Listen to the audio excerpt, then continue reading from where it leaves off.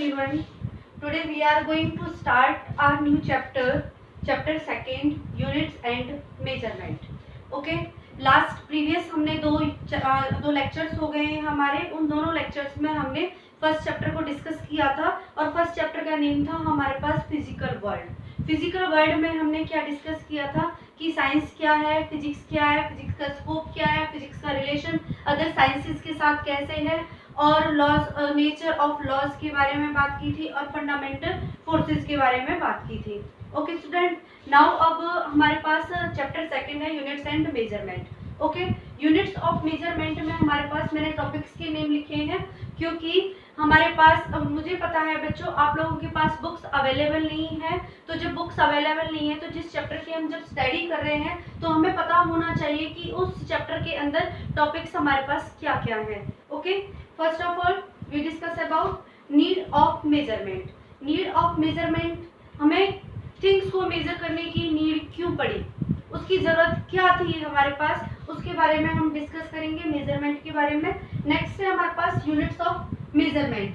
Units of measurement, जैसे हमें किसी स्टिक की या कोई ये हमारे पास मार्कर है, इस मार्कर की ये लंबाई कितनी है, इसकी लेंथ कितनी है, उस लेंथ को हमें किस में मेजर करना है, सेंटीमीटर में मेजर करना है या मीटर में मेजर करना है, इस तरह की वो यूनिट्स के लिए हमें नीड हुई. उसके बाद है सिस्टम ऑफ यूनिट्स. तो हमारे इसमें सिस्टम ऑफ यूनिट्स कितनी है और सिस्टम ऑफ यूनिट्स हमारे पास क्या क्या होनी चाहिए. सिस्टम ऑफ यूनिट्स हमारे पास फिजिक्स में कितनी टाइप्स की है, 4 टाइप्स की हैं.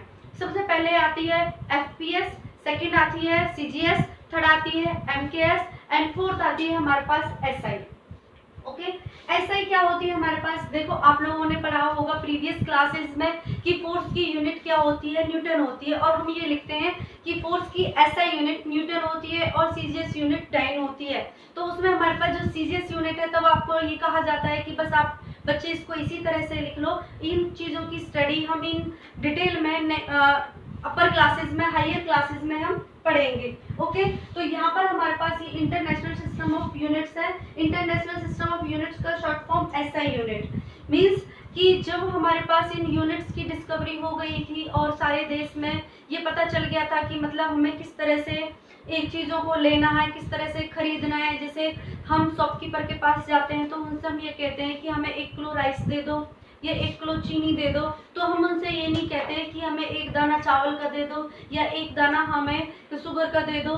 तो इस तरह से नहीं होता. फिर उसके बाद हमें जब छोटी छोटी यूनिट्स मिल गई थी अपनी कंट्री के अंदर, फिर कम्युनिकेशन सिस्टम बढ़ा.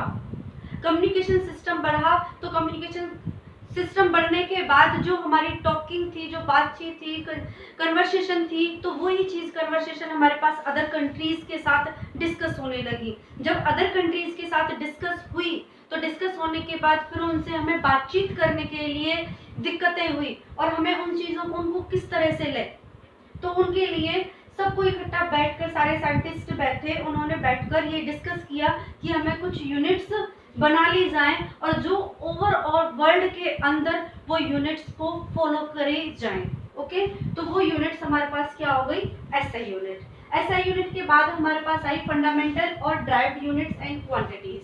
फंडामेंटल क्वांटिटीज कौन सी होती है, ऐसी क्वांटिटीज जो अपनी है, जिनको हम किसी अदर यूनिट से नहीं निकाल सकते, वो फंडामेंटल यूनिट्स होती हैं. और हमारे यहाँ पर फिजिक्स के अंदर 7 फंडामेंटल यूनिट्स हैं और 7 के साथ साथ 2 हमारे पास सप्लीमेंट्री यूनिट्स हैं. और ड्राइव्ड यूनिट्स, जो भी यूनिट्स फंडामेंटल क्वांटिटीज से निकलती हैं, यूनिट्स से निकलती हैं, वो हमारे पास ड्राइव्ड यूनिट्स और ड्राइव्ड क्वांटिटीज होती हैं.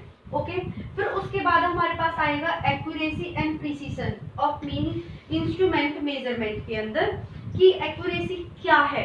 Accuracy means accurate value. Accurate value जब हम एक्सपेरिमेंट करते हैं और एक्सपेरिमेंट के टाइम में हमें बार बार एरर आता है.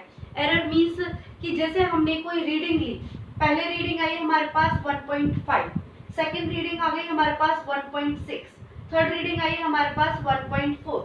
मीन्स हमारे पास इररेगुलरिटी बनी हुई है, रेगुलर नहीं आया है. तो रेगुलर नहीं आया तो जो हमें ये देखना है कि ट्रू वैल्यू मीन्स हमें जिसकी रीडिंग ले रहे हैं और उसकी रीडिंग हमारे पास 2 है, तो उसके इस 2 के नियरेस्ट जो वैल्यू आएगी हमारे पास, वो हमारे पास क्या होगी, एक्यूरेसी। प्रिसीजन क्या होगा हमारे पास, जो ये एक दूसरे के जितनी नियरर होंगी वो हमारे पास क्या होगा, प्रिसीजन। बाकी की चीजें ये हम डिटेल में पढ़ेंगे बाद में।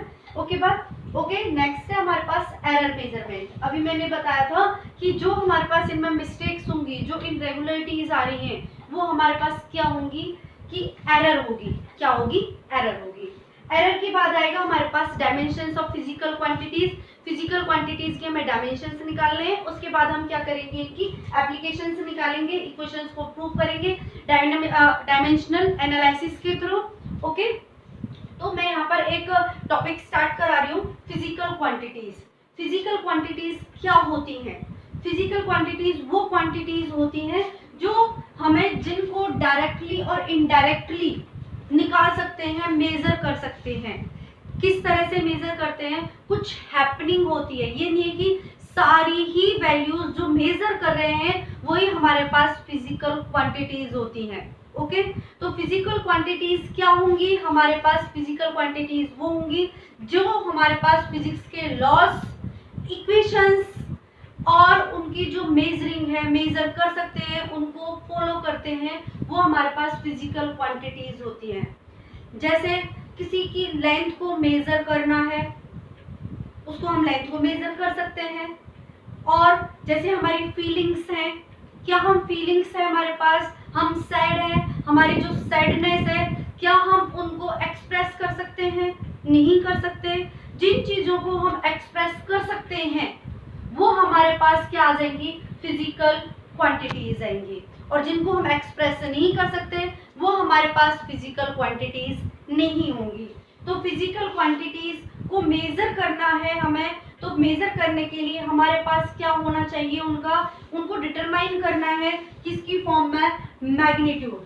तो उन फिजिकल क्वांटिटीज का मैग्नीट्यूड होना चाहिए। मैग्नीट्यूड का मतलब क्या होता है, न्यूमेरिकल वैल्यू। ओके, नेक्स्ट है compare to similar quantities. To similar quantities को हमें क्या करना है, कंपेयर करना है। कंपेयर कैसे करेंगे?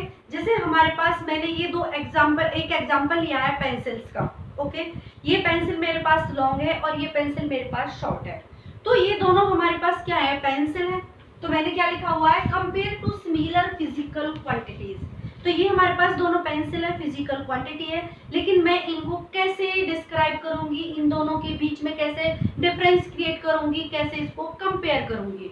ओके, तो कैसे कंपेयर करूंगी, क्योंकि ये पेंसिल मेरे पास लॉन्ग है, ये पेंसिल मेरे पास शॉर्ट है। ओके, तो मैंने किस तरह से, किस बिहाफ पर लिया, इसकी लेंथ के बिहाफ पर लिया कि इसकी लेंथ, ये लेंथ के अकॉर्डिंग ये लंबी है, लॉन्ग है, इसकी लेंथ शॉर्ट है। ठीक है, तो ये जैसे मेरे पास ये कितनी हो गई, 12 सेंटीमीटर हो गई, और ये मेरे पास कितनी हो गई, 4 सेंटीमीटर हो गई। तो मैंने अब इनको बताया आपको कि एक मेरे पास 12 सेंटीमीटर है और एक मेरे पास 4 सेंटीमीटर है।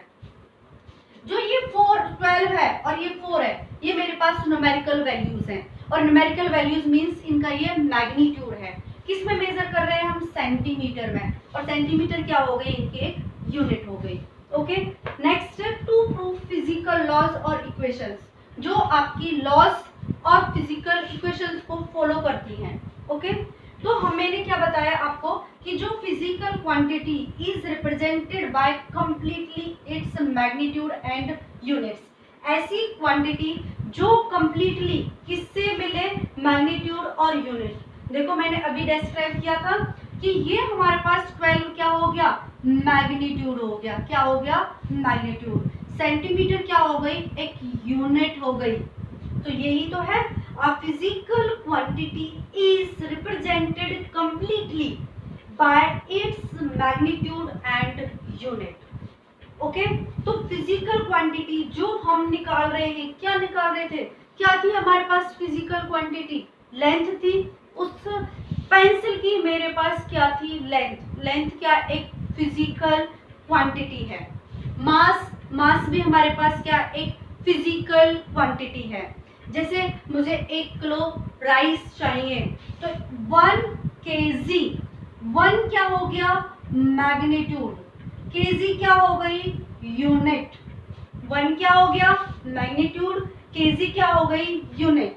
और ये 1 kg है क्या आपका, क्या ले रहे हैं, क्या फिजिकल क्वांटिटी है हमारे पास, मास।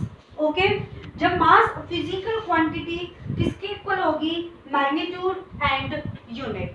तो फिजिकल क्वांटिटी को मैंने रिप्रेजेंट किया है Q से, और मैग्नीट्यूड को रिप्रेजेंट किया है मैंने N से, और यूनिट को रिप्रेजेंट किया है U से। तो मेरे पास फॉर्मूला मिला Q is equal to N U. Okay, ये हमारे पास क्या होगी, फिजिकल क्वांटिटी को मेजर करने का एक फॉर्मूला होगा, इक्वेशन होगी। ओके, तो स्टूडेंट जो नेक्स्ट वीडियो होगी हमारे पास, नेक्स्ट वीडियो में हम फिजिकल क्वांटिटीज के टाइप्स के बारे में बात करेंगे। Okay students, thank you.